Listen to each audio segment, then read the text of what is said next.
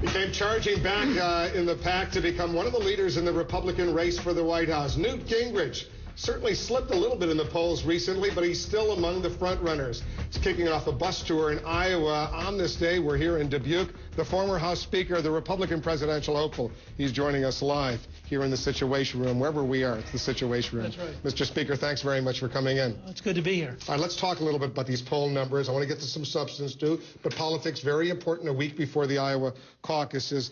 Nationally, and I know you're not running nationally right now, but in these Gallup polls, these tracking polls, back in early December, Gingrich 37, Romney 22, Ron Paul 8%. Now, there are new numbers that came out today nationally. Gingrich 25, Romney 24, Ron Paul 11. You've gone down from 37 to 25. How do you explain that? I think there was an initial artificial burst when Herman Cain got out, and then people are resorting themselves. But we're still none of us expected me to be in the top two at this point, let alone be the front runner. So you did. I'm pretty happy. Didn't you expect No, that? not this early. I thought we wouldn't get there for another 2 months. The attack ads, though, they are having an impact. Sure, I've been here now on this day. I was watching TV. You can't, I don't know how much TV you've watched in Iowa, but if you watch commercials, sure, they are hitting you hard. Oh, yeah. Look, I think they will have spent $5, $6, $7 million. Most of it false. And the amazing thing to me is we've held up as well as we have. And I think now we're going to come back. This entire jobs and economic growth tour is designed to counter the negativity. And we always start out to be in the top 3 or 4. I think we're going to be in the top 3 or 4. We could end up as number 1. It's a very confusing field right now. It looks like you're lowering expectations a little bit, which is understandable. Yeah. Let's talk a little bit about this Romney. Well, it's not a Romney ad directly. It's a super PAC backed by his supporters. He, as you know, points out he can't have any involvement. I'll play a little clip, watch it, and then we'll discuss for viewers who may not have seen it. Barack Obama's plan is working. Destroy Mitt Romney, run against Newt Gingrich. Newt has a ton of baggage. He was fined $300,000 for ethics violations and took $1.6 million from Freddie Mac before it helped cause the economic meltdown. Newt supports amnesty for illegal immigrants and teamed with Nancy Pelosi and Al Gore on global warming. All right, you get the point. That's a pretty tough ad. It's not directly from Mitt Romney. It's from a super PAC. Yeah, but this is one of the things that's just false about American politics. That PAC is run by his staff, paid for by his friends. But there can't be any coordination. That would be illegal. All he's got to do is say publicly, only run positive ads. That would be called leadership. That's not necessarily smart politics, though, is it? Well, it depends on whether or not you think being negative and dishonest is good for the president. Let's go through what's dishonest about this ad, and I'll give you a chance to respond. He was fined $300,000 for ethics violations. I wasn't fined. I paid the cost of the investigation. The fact is, the U.S. court later said I was totally right. The FEC said I was totally right, and the IRS said I was totally right. The $300,000 I paid was for having had a lawyer draft a letter that was technically wrong. Out of 84 charges, 83 were totally thrown out. One ended up being a letter written by a lawyer. So it's not a fine. I paid for the cost of the investigation. All right. Well, let's go to the next one. The next one, he took $1.6 million from Freddie Mac before it helped cause the economic meltdown. First of all, this would be like ascribing to Romney all of the income of Bain Capital. He knows better. His staff knows better. The company was paid over a 6-year period. The company had 3 offices in 3 different cities. My share of that was probably $35,000 a year. That's all? Yeah. Out of $1.6 million? Yes. Really? So start down there. Yeah, really. And he knows better because he's a businessman. I mean, if we were to ascribe to him the gross revenue of Bain as his income, he would immediately scream foul. Second, the only time I ever publicly talked about Fannie Mae and Freddie Mac to the House is in the New York Times in July of 2008, and I told them to vote no on bailing them out. So the only time you can find me publicly talking about it, I am against giving them taxpayers' money.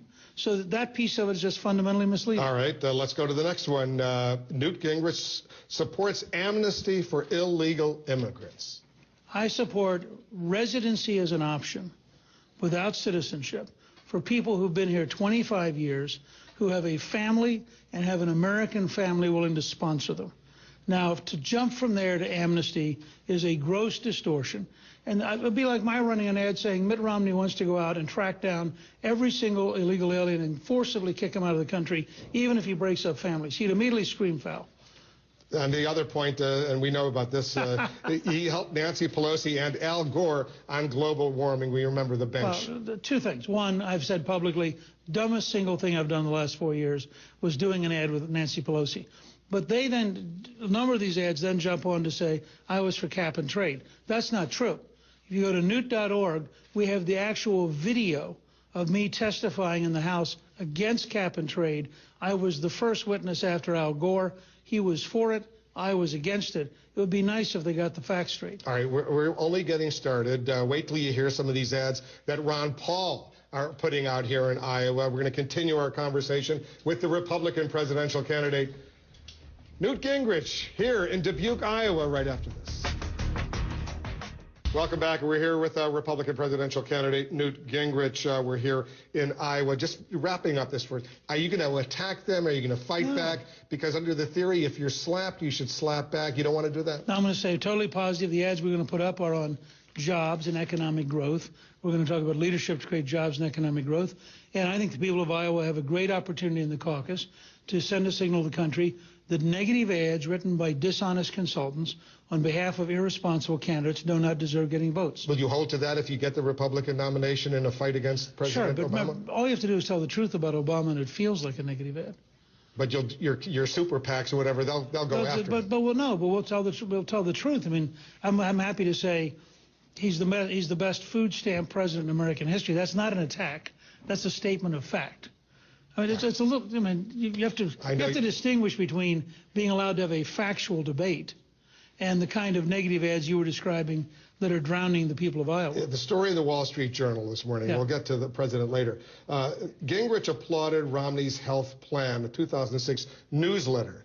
Sure. That from your consulting firm, your consulting company, under a section called Newt Notes, wrote this.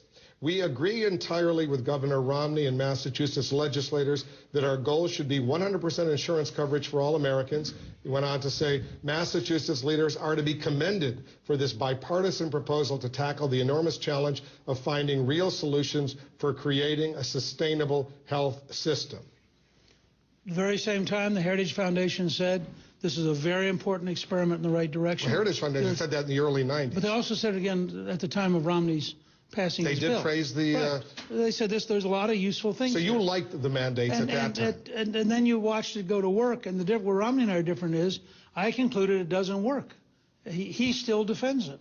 I think when you look at the cost, when you look at the degree to which they've politicized health care, when you look at things like putting Planned Parenthood in a position of decision, having the state pay for abortions, there are a lot of details of Romney care that are unacceptable. And the difference between Romney and me is I've now concluded, I'm prepared to say publicly, I concluded, just as the Heritage Foundation did, that idea didn't work, and I have shifted towards John Goodman's patient power. Romney's still defending the mandate that he passed. But remember that interview you did on Meet the Press earlier this year, I think it was in May, you seemed to still at that time be supporting some form of mandates. Well, notice the phrase here. I think it would be great to find a way to get every American covered. I think that would be better for the country. Can you do that without a mandate? And part of what John Goodman does is he creates a pool so if you don't want to buy insurance, you're not compelled to. Your share of the tax break would go into a charity pool. If something happens to you, the charity pool takes care of you. And there are ways to do it that you don't infringe on constitutional freedom. All right, here's an ad that Ron Paul is playing. This is not a super PAC. This is Ron Paul's campaign, and it's very tough on you. I'll play it. Support for an individual mandate, a key tenet of President Obama's health care law. Support for an individual mandate? Folks, don't ask me to explain this. Everything that Gingrich railed against when he was in the House, he went the other way when he got paid to go the other way. He's demonstrating himself to be the very essence of the Washington insiders. It's about serial hypocrisy. Serial hypocrisy, that's what Ron Paul is accusing you of. And you're telling me, and I've covered you and have known you for a long time, somebody says you're involved in serial hypocrisy and you're not going to fight back?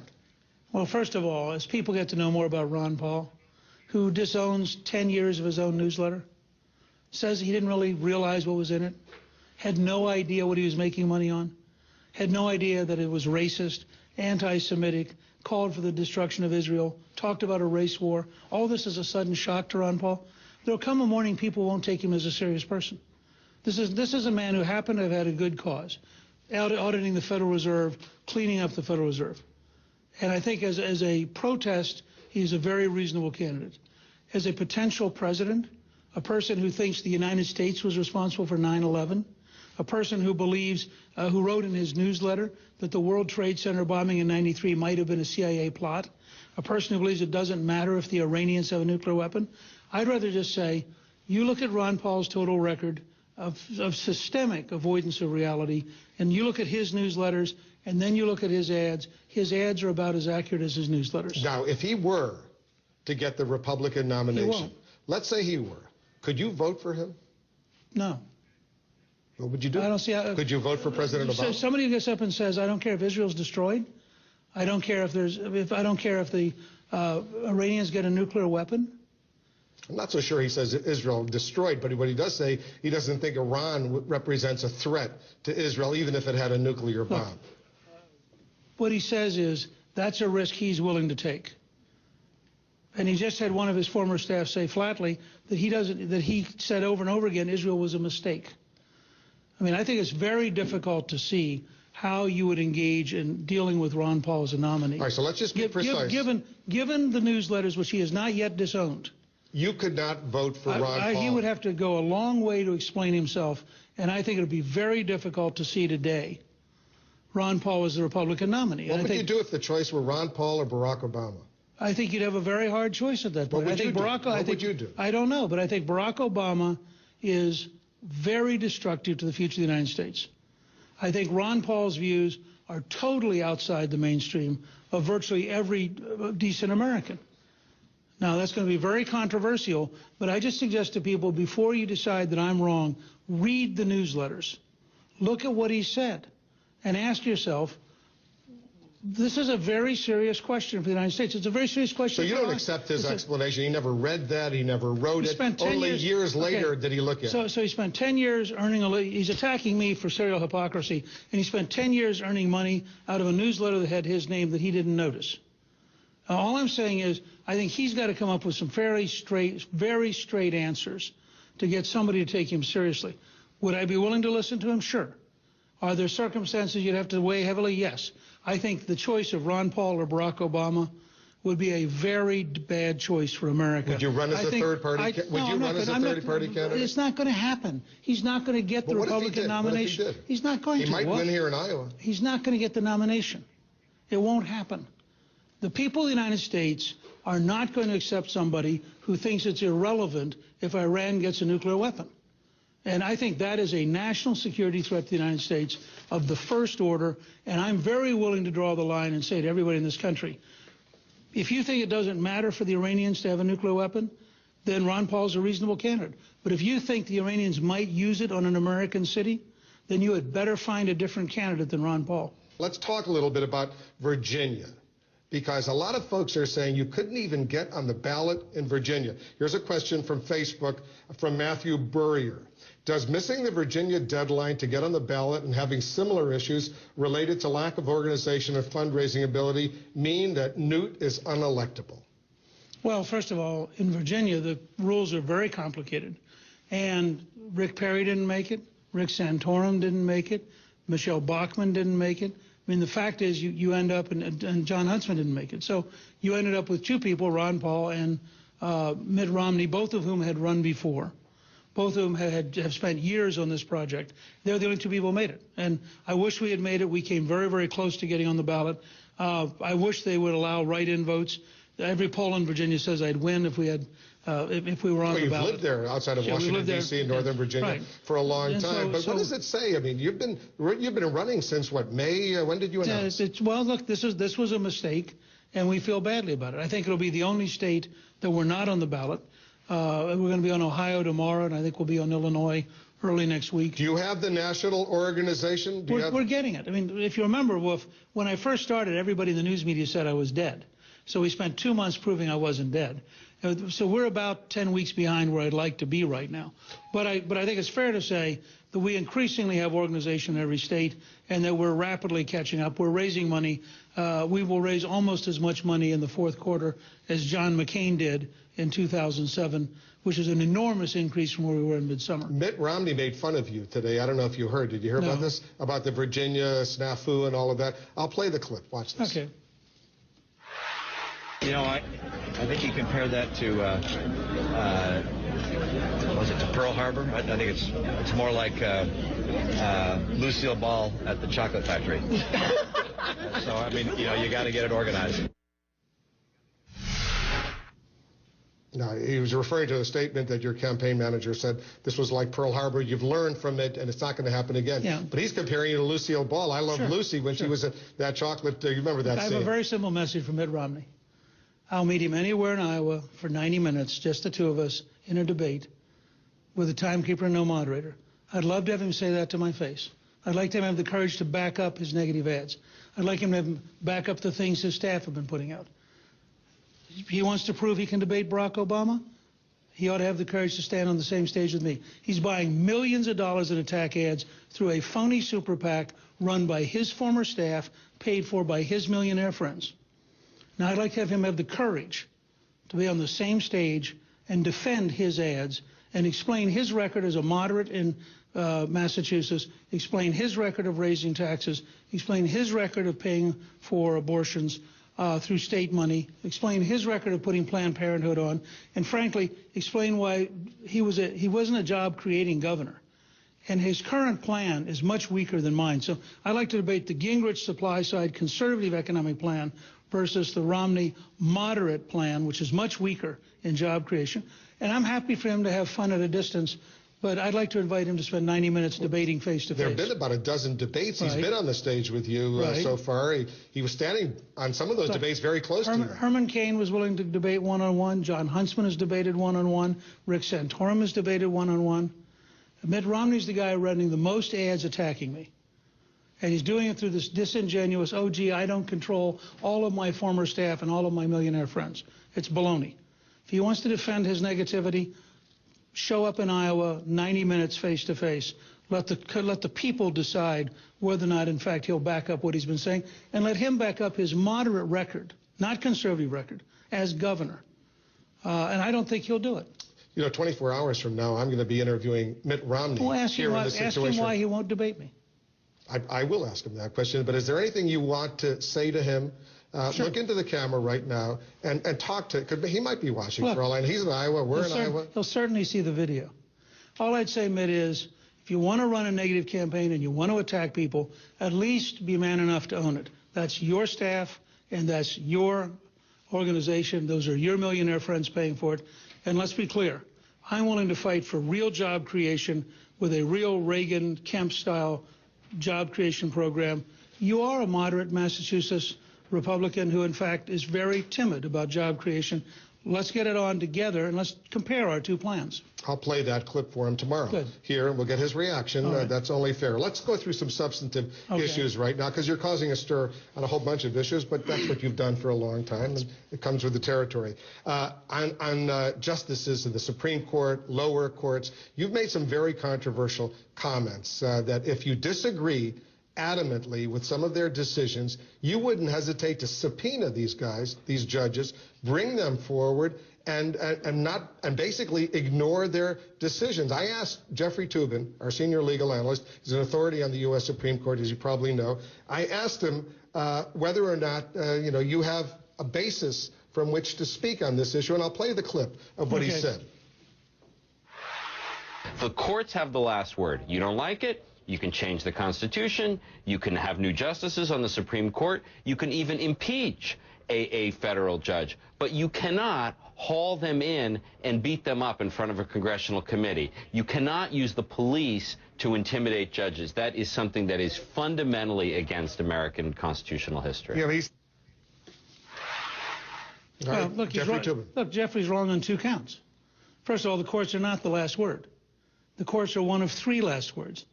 The Constitution is designed around a balance of power between the legislative, executive, and judicial branches. There is no superior branch. But until new legislation is passed, the rule of the decision of the Supreme Court stands. Only in the case of the law, only in the case. Lincoln says in his 1861 inaugural address the Dred Scott case extending slavery over the whole country is not the law of the land. And he says, furthermore, you would eliminate our freedom if 9 people could decide it. Jefferson, when asked if the Supreme Court was supreme over the president and the Congress, said, that is absurd. That would be an oligarchy. Jeffrey ought to look at the 54-page paper at Newt.org, where as a historian, we lay out the historic case. Alexander Hamilton says the courts would never pick a fight with the legislature and the executive because, in fact, they would lose the fight. Now, that implies something about relative strength. Lastly, he just made my case. He said judges can be impeached. The first step towards impeachment is hearing testimony. The question I was asked was, could Congress compel testimony? By definition, in an impeachment case, they can compel testimony. I'm going to move on, but I'll just read to you what Mitt Romney told the Wall Street Journal on this. He said, I think Speaker Gingrich said that if he disagreed with the Supreme Court on an issue like gay marriage, he might decide not to carry it out. Well, if that's the case for President Gingrich, might not that be the case for President Obama? And the test is a 3-part test. There are 3 branches. If the president and the Congress take on the court loses. If the Congress and the court take on the president loses. And so you have this constant balance of power written into our Constitution. The specific case I cited is Boumediene. This is George Washington's Commander-in-Chief flag. The Commander-in-Chief was written into the Constitution at a convention Washington presided over. Washington had been commander for 8 years. The idea that a court in Boumediene would put American civil liberties into a battlefield to start setting a standard for dealing with enemy combatants would be abhorrent to all of the Founding Fathers. And there is a classic case where the president, as the Commander-in-Chief, could say, we are not going to enforce this decision. All right, so you're not backing away from anything you've said on judicial decisions, no, and I urge judges, people, but justices. I urge people to read the paper at Newt.org. It's 54 pages long, and it's historically very sound. When I covered you when you were Speaker, you worked closely with President Clinton at the time, yes. and the 2 of you got a lot done yes. together. What happened then that isn't happening right now? Who's to blame for all of this? Well, look, I think there's enough blame to go around for everybody. I've never seen a bigger mess than the Congress and the president passing a pathetic 2-month tax extension at a time when we desperately need a job. We need an economic growth and jobs plan, because if Europe really gets in trouble this spring, and we're not growing, you're going to see the whole world economy drug deeper into this deep recession. I mean, it's totally irresponsible for the president and the Congress to leave town and not do more than a 2-month extension. Part of the difference was that both Clinton and I understood that we had a higher loyalty than partisanship.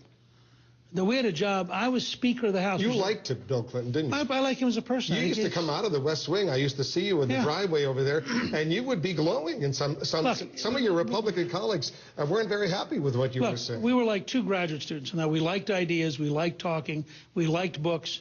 But the fact is, we also understood, as President and as Speaker of the House, we were constitutional officers of the United States. We weren't just Democrat and Republican. We weren't just liberal and conservative. My dad was a career soldier, so I grew up with honor duty country.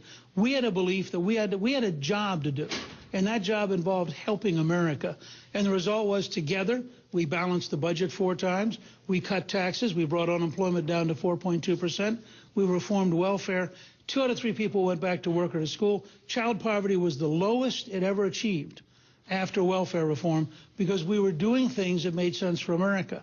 The current spectacle of Obama's total inability to lead, and frankly, Harry Reid's partisanship as Senate leader, and the lack of coordination between Speaker Boehner, who has, I think, a very hard job, much harder than my job, and Mitch McConnell, that lack of coordination, I think, is a big deal.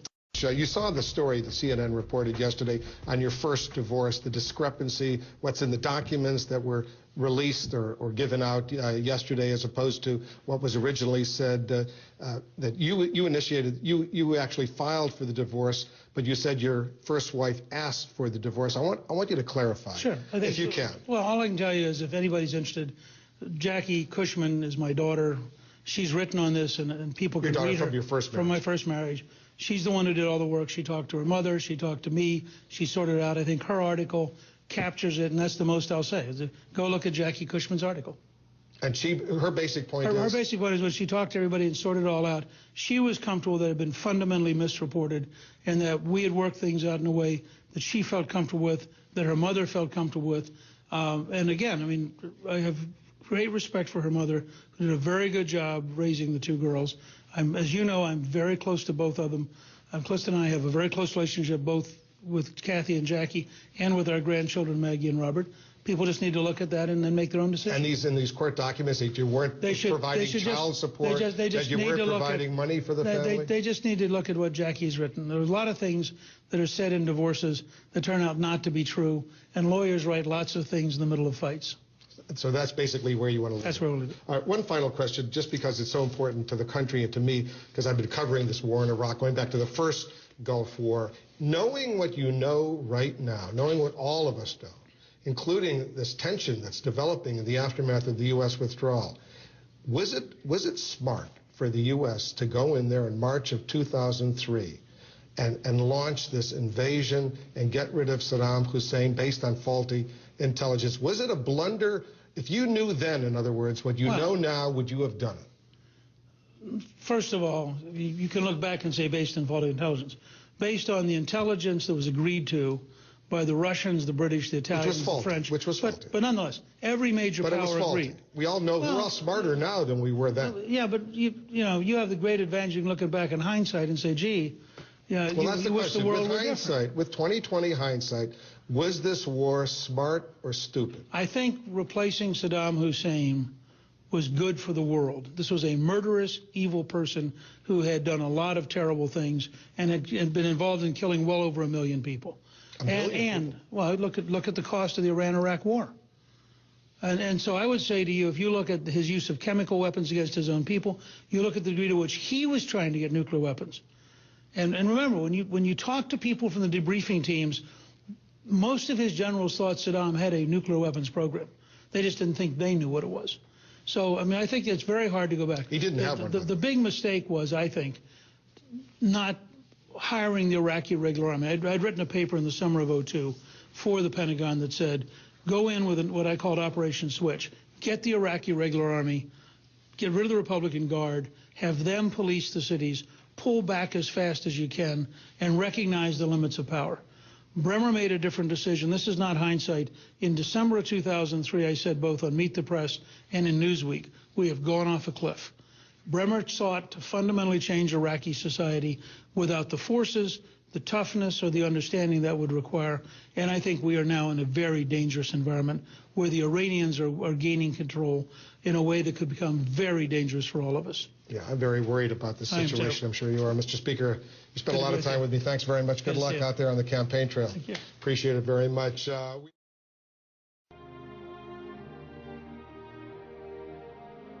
General Washington and his troops had been defeated in September, driven from Brooklyn to Manhattan, from Manhattan to north of New York City, around the Palisades, across New Jersey. They declined from 30,000 troops in September to 2,500 effectives on Christmas Day. Of the 2,500, 1/3 did not have boots. They were wearing burlap bags wrapped around their feet, and as they marched, they left a trail of blood. General Washington knew that if he didn't win a victory soon, the entire army would have disappeared. And so he had to do something desperate. He proposed to cross an icy river at night in a snowstorm and then march 9 miles in the dark to the city of Trenton, a village that had 800 German troops, professionals, Hessians. He was going to surprise them and capture them.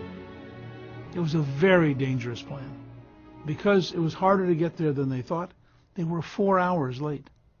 And yet, as a sign of divine providence, there was an enormous snowstorm coming from the north, behind them, pushing them towards Trenton. A storm so enormous that the German troops said nobody could be out in this kind of weather. So they didn't post guards. They didn't muster at dawn as they normally would, because it was impossible. And for Europeans, it probably was impossible. But these were Americans. They were used to the American winter. They were used to deer hunting in the winter. They were used to traveling in the winter. This was just a terrible snowstorm. It wasn't a reason to stop. Washington's troops surprised the Germans, captured 800 of them at the cost of one American, and then ran for the river before the British Army could catch them, went across the river with their prisoners. Within 2 weeks, 15,000 volunteers showed up, and Washington began driving the British across New Jersey. The revolution had been saved. How big a gamble was it? That night, as they began to get in the boats, they were told that the password for that evening was victory or death, and they meant it. They were prepared to give everything for freedom. Surely, in the most successful country in history, we can do what is necessary. We can be in the spirit of General Washington and the Americans who fought for freedom. We can go out, get the vote out, make the argument, stand up for freedom. And I believe we can have as big an impact in helping America remain free in our generation as they did in theirs.